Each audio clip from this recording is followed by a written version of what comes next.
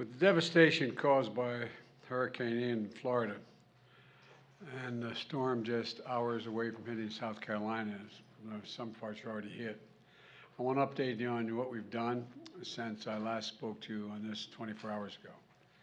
I've directed that every possible action be taken to save lives and get help to survivors, because every single minute counts. It's not just a crisis for Florida, this is an American crisis. We're all in this together, and I've spoken to Governor DeSantis on multiple occasions, as well as this morning, and as well as mayors and county officials, both Republican and Democrat, from the places most affected. And I spoke with Governor McMaster of South Carolina this morning as well. Last night, I received a request for an emergency declaration from Governor McMaster, which I approved right away, just as I did for Florida. This allows for immediate federal funding for the state to shelter people and provide other essential support. By approving it early, ahead of the storm's landfall in South Carolina, we can get supplies in and provide shelter if necessary. My message to the people of South Carolina is simple. Please listen to all the warnings and directions from local officials and follow their instructions. And as you all know, the situation in Florida is far more devastating. We're just beginning to see the scale of that destruction. It's likely to rank among the worst of the nation's and the worst in the nation's history. You'll have all seen it on television, homes and property wiped out. It's going to take months, years to rebuild. And our hearts go out to all those folks whose lives have been absolutely devastated by this storm. America's heart is literally breaking just watching people watch it on television.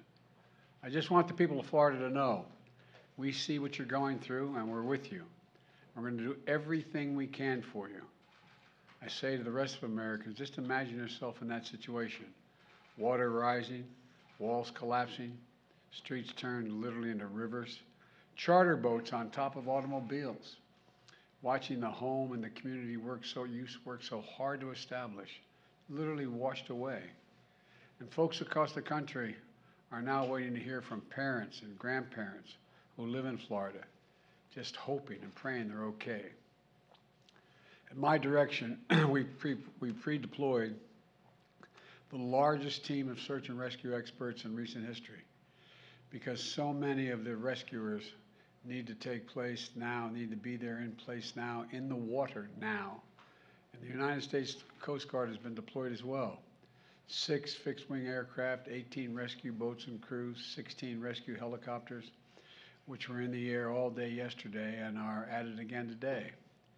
Working with the Defense Department, the National Guard, state and local first responders, they've rescued 117 people on the southwest Florida coast and Fort Myers and Naples so far.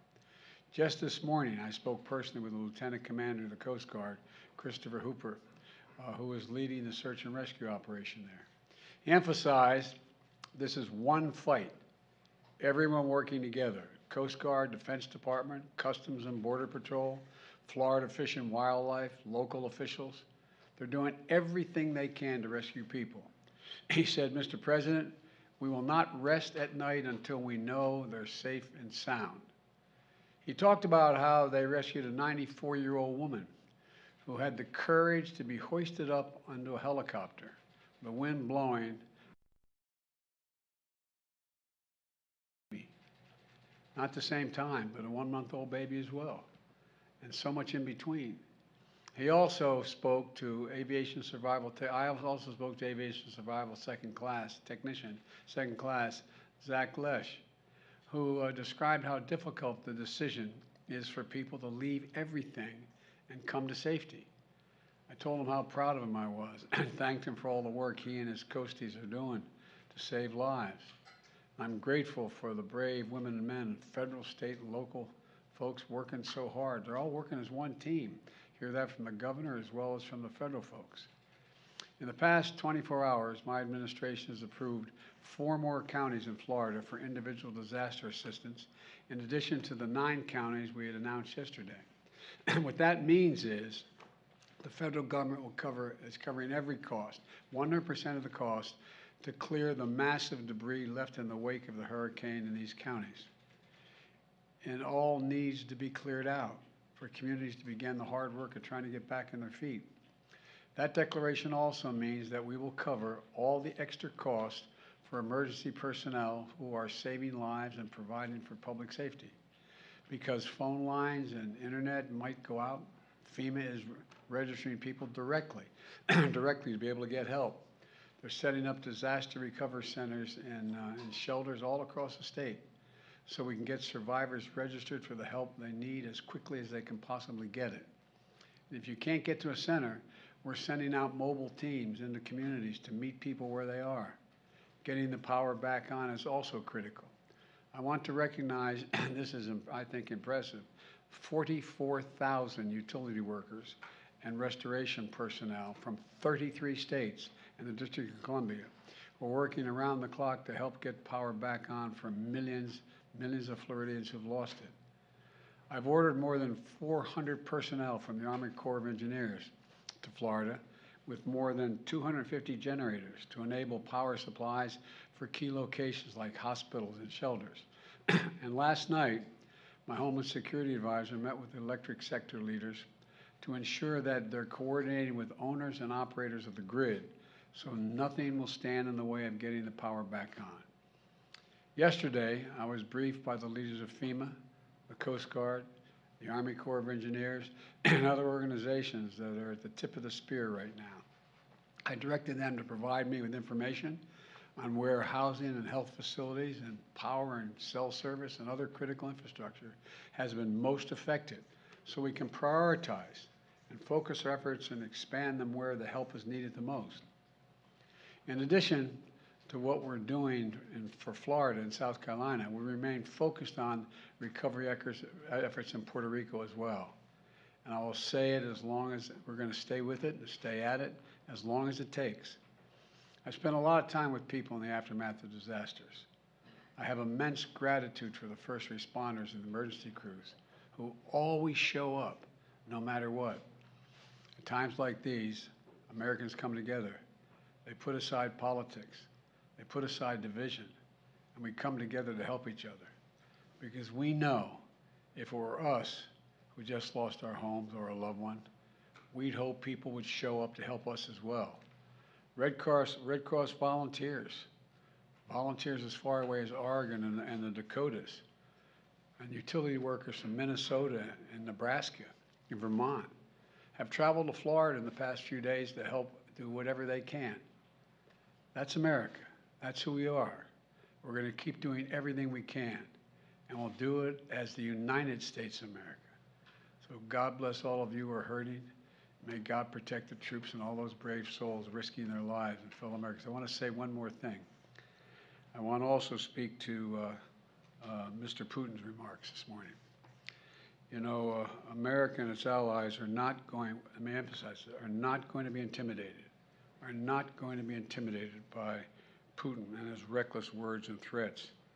He's not going to scare us, and he doesn't, or intimidate us. Putin's actions are a sign he's struggling. The sham referenda he carried out and this routine he put on, don't worry, it's not on there if you're looking, okay? The sham routine that he put on this morning that's showing the unity and, you know, as people holding hands together. Well, the United States is never going to recognize this. And quite frankly, the world's not going to recognize it either. He can't seize his neighbor's territory and get away with it. It's as simple as that. And they're going to stay the course. We're going to continue to provide military equipment so that Ukraine can defend itself and its territory and its freedom, including additional resources that the Congress is going to give me today of $13 billion more to help the Ukrainians defend themselves and fight back. And we're fully prepared to defend. I want to say this again. America is fully prepared with our NATO allies to defend every single inch of NATO territory. Every single inch. So, Mr. Putin, don't misunderstand what I'm saying. Every inch. And I've been in close touch with our allies. We're announcing new sanctions today as well, that including new authorities to sanction anyone who provides political or economic support to Russia's fraudulent territorial claims. And I've been in close touch with our NATO allies, who are united in our resolve to take on his aggression. So I thank you all very much. You also asked me earlier about the pipeline, and let me say this. It was a deliberate act of sabotage, and now the Russians are pumping out disinformation and lies. We're with our allies to get to the